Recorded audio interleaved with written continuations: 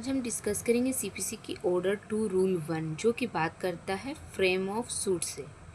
Frame of suit, ये order 2 का जो मेन पर्पस क्या है वो पहले समझते हैं। ऑर्डर 2 का मेन पर्पस है to prevent multiplicity of suit. Means जो कि सेम कॉज ऑफ एक्शन से कोई अगर डिस्प्यूट एराइज होती है और उस डिस्प्यूट को 2 बार अगर सूट फाइल किया जाए कोर्ट में, तो ऐसी स्थिति को रोकने के लिए मेन पर्पस है ऑर्डर 2 का। ऑर्डर 2 कहता है कि प्लेंटिफ जितने क्लेम के लिए एंटाइटल्ड है वो सारे क्लेम वो एक ही बार एक ही सूट में वो फ्रेम हो जानी चाहिए। अगर वो कोई क्लेम रिलिंक्विश कर देता है, त्याग देता है या छोड़ देता है, तो बाद में जाकर वो क्लेम नहीं कर सकता है जो claim same cause of action से एराइज हुई हो। फॉर एग्ज़ाम्पल मान लेते हैं कि एक लैंडलॉर्ड है और एक टेनेंट है। टेनेंट जो है 3 साल का भाड़ा नहीं दिया लैंडलॉर्ड को 2016, 17 और 18। लैंडलॉर्ड क्या करता है, टेनेंट के अगेंस्ट सूट फाइल करता है, सिविल सूट। तो यहाँ प्लेंटिफ कौन होगा, लैंडलॉर्ड, और टेनेंट क्या होगा, डिफेंडेंट। तो लैंडलॉर्ड क्या करता है 2016 और 18 का वो भाड़ा के लिए क्लेम डिमांड करता है डिफेंडेंट के अगेंस्ट, और 2017 है उसको वो रिलिंक्विश कर देता है, त्याग देता है, छोड़ देता है, वो सूट में मेंशन ही नहीं करता है।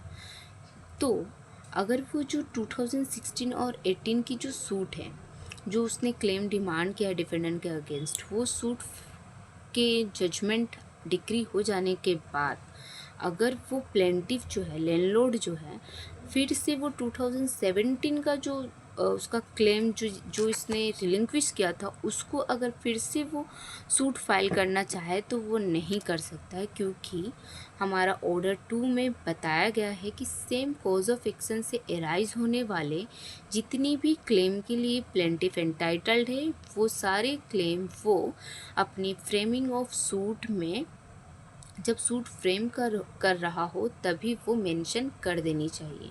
वो अगर दोबारा क्लेम करेगा तो वो ऐसा नहीं कर पाएगा।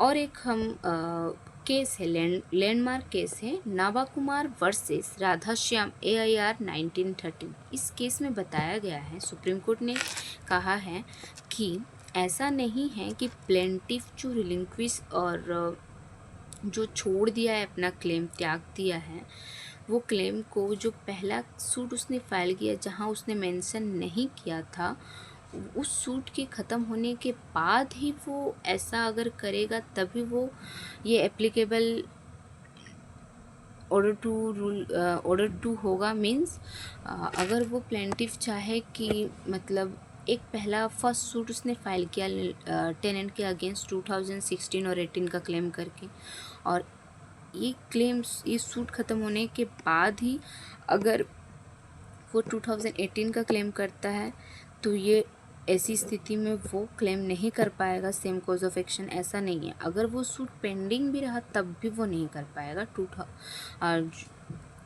जो हमारा सुप्रीम कोर्ट इस लैंडमार्क जजमेंट में बताया गया है। अब समझते हैं ऑर्डर 2 रूल 1 के जो बैरक लैंग्वेज क्या कहती है। Every suit shall as far as practicable, means जितना संभव हो सके, be framed so as to afford ground for final decision. Means जितना संभव हो सके सूट ऐसी फ्रेम होनी चाहिए जिससे उस सूट की जो डिस्प्यूट है upon the subject in dispute, उस सूट की डिस्प्यूट जो है उसकी फाइनल डिसीज़न, वो डिस्प्यूट क्या है वो सामने आ सके और उसकी फाइनल डिसीज़न कोर्ट ले पाए। सूट ऐसी फ्रेम होनी चाहिए। And to prevent further litigation concerning them, और फर्दर लिटिगेशन को रोकना ये रूल 1 बतलाती है। मीन्स सूट ऐसी फ्रेम होनी चाहिए जिससे सूट की जो डिस्प्यूट है वो सामने आ पाए, एक्चुअल डिस्प्यूट, और उस डिस्प्यूट की फाइनल डिसीज़न भी हो पाए, जिससे कि वो सूट आगे जाकर फर्दर लिटिगेशन का रूप ना ले। मीन्स फर्दर आगे जाकर कोई इस डिस्प्यूट के रिगार्डिंग कोई सूट फिर से फाइल ना हो, ये रूल 1 कहता है।